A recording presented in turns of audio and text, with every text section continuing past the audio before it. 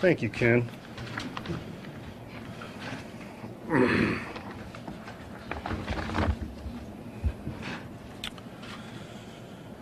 All right. For those of you who may not know, I'm Sheriff Lombardo of the Las Vegas Metropolitan Police Department. Today I'm going to give you an update where we currently are with the investigation, and then I'll give you some insight to where we're going with the investigation, and then I'll be happy to answer a small number of questions. Okay, so in the days since our last briefing, investigators from the LVMPD, along with many agents from the FBI and ATF, have continued working around the clock on the 1 October shooting. Today I'll provide you with some information, but mostly I hope to clarify or provide more updated information on some of the details that have been reported in the media. A number of you have already reported that the brother of the suspect is in town, and yes, he is. We are in contact with him, along with other family members. I will not discuss what came out of those interviews, but every piece of information we get is one more piece of the puzzle in this case. Last week we talked about the single person whose action helped pinpoint the location of the suspect, and that was the Mandalay Bay security guard Hey-Zeus Campos. As you might imagine, Mr. Campos was not only injured when he was fired upon, as he did his room check about the door alarm down the hall from the suspect's room, but he was also extremely shaken up by what happened to him. He was able to confirm for us exactly what he heard and saw in the moments before he was shot. Mary Lou Danley, the suspect's live-in girlfriend, we are still speaking with Miss Danley about the suspect's movements, gun purchases, and anything else we need to know about him and how he had planned his assault. And who he came in contact with during the planning phase. We have uncovered no evidence to show there was a second shooter. We have uncovered over 200 instances of the suspects traveling throughout Las Vegas, and he has never been seen with anyone else. We have no evidence or intelligence that the suspect was linked or had affiliation with any known terrorist groups or ideologies. In coordination with the FBI's Behavioral Analysis Unit, a comprehensive picture is being drawn as to the suspect's mental state, and currently we do not believe there is one particular event in the suspect's life for us to key on. We believe he decided to take the lives he did, and he had a very purposeful plan that he carried out. So where are we at with the property retrieval? As of yesterday, the personal effects of concert goers as well as items that belong to the victims are now being returned at the Family Assistance Center located at the Convention Center. They have located items from lots A, B, C, and D. They have placed them in those categories, and if you go to FBI.gov and click on the banner associated with the 1 October shooting, it will define which lots are being available as we speak. As far as I know from visiting there earlier today, lots A and B are available, and C and D are yet to be determined. First and most important is I want to say the FBI, the Red Cross, and City and County Fire are doing an amazing job. This is not an easy task to undertake, but their process is efficient. And even though we have been talking about the numbers of people who attended the concert and the number of victims injured or killed, you really don't understand the magnitude until you see the rows and tables of personal belongings that left behind as the people fled the venue. So moving forward, we anticipate being at the Route 91 site for at least another week, along with the room at the Mandalay Bay. As I've said from day one, we want to figure out the why to this, and we'd like to know the motive. That is our most important goal, to prevent any further action associated with another individual who is contemplating this, or what exactly went along in the suspect's mind to enable him to pull off such a complicated event. So moving forward, barring any critical information obtained during the week, the next press conference will be conducted at the end of the week, Friday. So at this point, I'd be happy to answer any questions. There was a deposition that came out today from 2013 that said you were taking Valium. Have you found any medications? We have found some evidence of medications. I'm not at liberty to discuss that.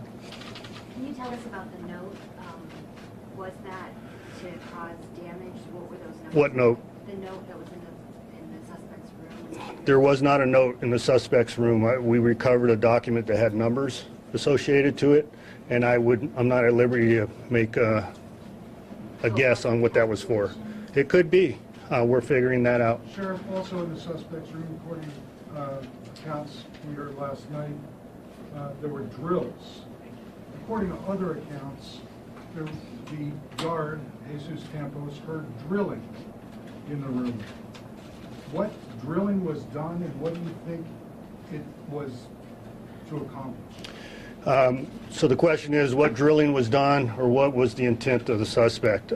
There was drilling done. It was to the doorway, adjacent wall to the doorway, and just an assumption would be to either place a camera or to place a rifle. Can I follow that? But the drilling was not completed. Did Officer Campos hear drilling? Yes, he did. How's Mr. Campos doing? Do you have any information? Can I finish his question, sir? And he knocked because of the drilling? No. There's never been anything out in the public forum about knocking. He was investigating an open door. He became of the drilling sound. Sheriff, what time exactly did Jesus Campos sustain, the injury? What was the timeline like? What time exactly? Bear with me while I get that for you. And Well, it's fairly simple for me to obtain. What was the question, ma'am? Can I also ask, in the days... What was the original question? What time he got to sustain the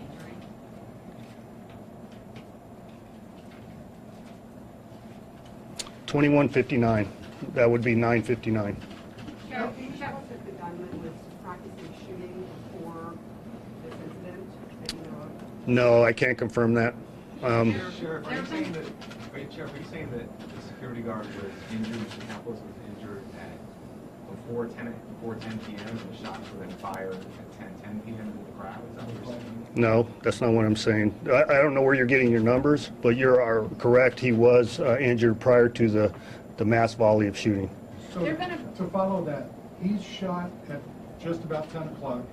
The shots into the crowd begin at 10:05 and go on for, we said at one point 11 minutes, but 10 minutes. 10 minutes. So can you give us what you think? Okay, I don't want to get in. I appreciate what you're saying, Ken. Receipts that have been obtained from the valet security system. Ma'am, that's not how we conduct this service, okay? If I'm presented with a question, Because the FBI has reported that... that's not how I conduct press conferences, Well, ma'am. has the official timeline changed? Because... Please stop asking your question. There's a decorum that we have here, and I will finish Mr. Ritter's question. Thank you. So if Officer Campos or security guard Campos was shot at 9, just before 10 o'clock, and the shot's out the window, as you described, and there were So let me help you with that, Ken, because you picked up on it. Yes, the timeline associated with the original shot and Mr. Campos has changed through investigation, as I have conveyed to you from the very beginning. And your zest for information and my zest to ensure the public safety and the calming of their minds is some things are going to change. Now, they are minute changes. Okay, there's not this all-encompassing answer associated with the information that we presented before. In other words, it's not completely inaccurate. But what we have learned is Mr. Campos was encountered by the suspect prior to his shooting to the outside world. Yes, ma'am. Sheriff, you referenced the comprehension profile that's being drawn up. Can you talk about what threads your department is looking at regarding the shooter's mental condition and how important that is to your investigation? I'm sorry, I don't understand what you mean by thread. Like what avenues are you guys going down looking at his Well, as you can imagine, anything that any mental health or medical help he's had throughout his life, we're attempting to obtain any and all information associated with that. Additionally, the behavioral analysis unit from the FBI is on the ground here locally, and we're attempting to utilize their expertise in discerning those matters. What I will provide with you is behavioral analysis is in LA also, Los Angeles, while interviews with Ms. Danley are being conducted. Do you have any idea why Mr. Campos was near that room when he got shot prior to the actual? Yes, we had an alarm associated with an open door. It was not the suspect's open door, it was another. Yes. Were there any other writings discovered in the room, either numbers or otherwise? I'm not aware of any. I personally am not aware of any. Sheriff, were there any diagnoses that he had that you can share? Anything about his? You talked the medical thing as part of the investigation. Is there anything he was diagnosed with or was taking that you can comment on? Say that again, I'm sorry. Was he diagnosed with any conditions or was he taking any? No, we don't have a complete comprehensive evaluation of his mental condition. We will provide that as we become aware of it. Sir, so after Mr. Campos was shot, before the mass shooting happened, did he alert security? Did they know? I'm just wondering if there's was any delay in his reporting? Or No. He immediately, upon being injured, notified security of his situation. In close proximity of Mr. Campos being shot, there was also a maintenance worker that presented himself on the 32nd floor, and Mr. Campos prevented him from receiving any injuries. Sheriff, do you think the suspect's engagement with Mr. Campos maybe sped up the timeline of the shooter? I would not make that assumption. I'm not privy to that. There's actually two questions. What was Mr. Paddock doing before the shooting? Is there any evidence that he was gambling that same night, or do you have any video evidence of what he was doing before? We have a pretty comprehensive timeline prior to the shooting, but more importantly, it's up in the public forum. He was gambling the night before. I do not want to disclose his actions up to the shooting because that's part of the investigation. To end Mr. Paddock's actions, what caused him to stop shooting out the window? Do we know? We do not know at this point. And then to follow, you have said earlier you believe he had an escape plan. Do you still think that? Yeah, I mean, that's been a matter of discussion out there, whether what I said is accurate or not, and what I am comfortable with saying is what I believe. Mr. Campos, not Mr. Campos, I'm sorry, the suspect, I don't want to say the suspect's name, I will call him the suspect. We know that he attempted to shoot at the fuel tanks. We know that he had some personal protection equipment in the room. We know that the car that was down in the parking garage still contained binary explosives. So I would be comfortable in saying, which I believe, depending on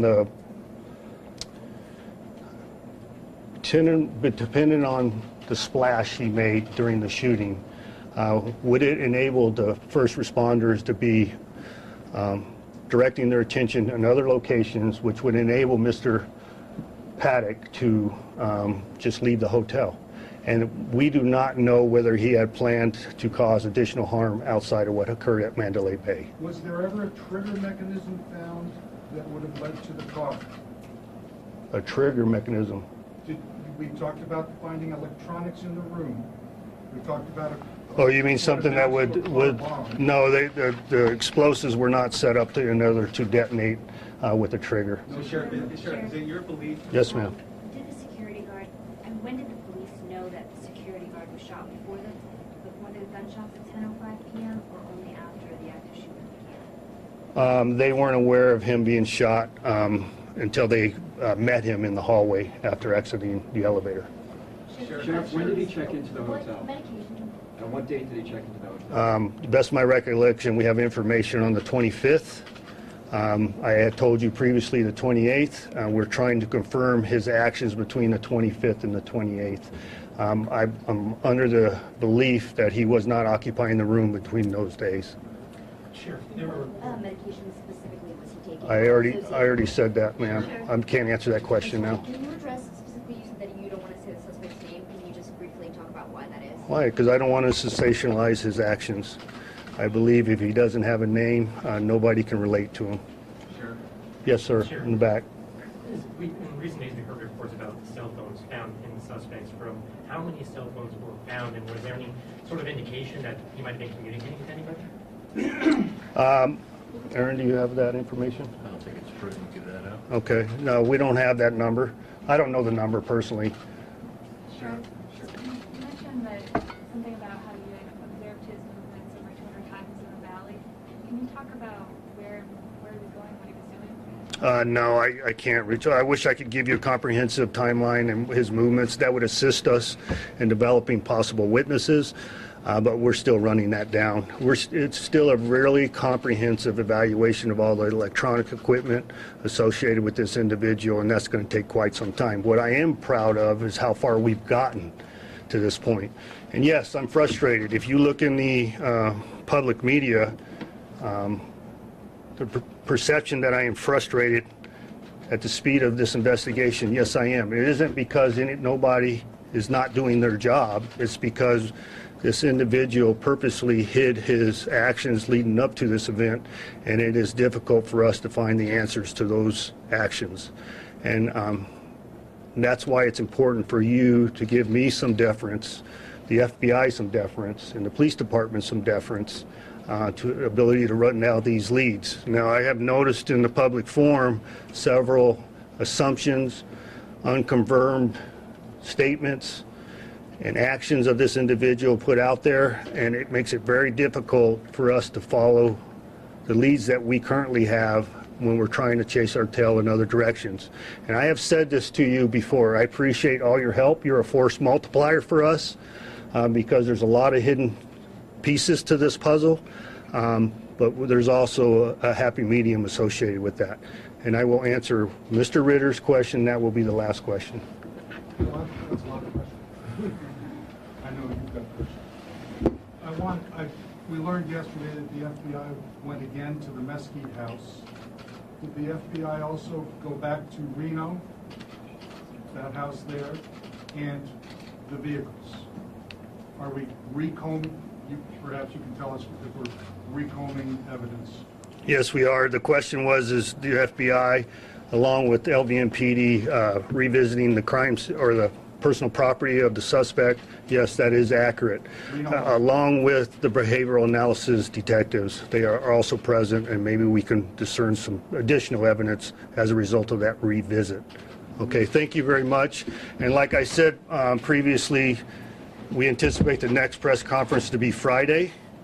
Barring any key evidence that we become aware of, we'll plan on Friday. Thank you very much.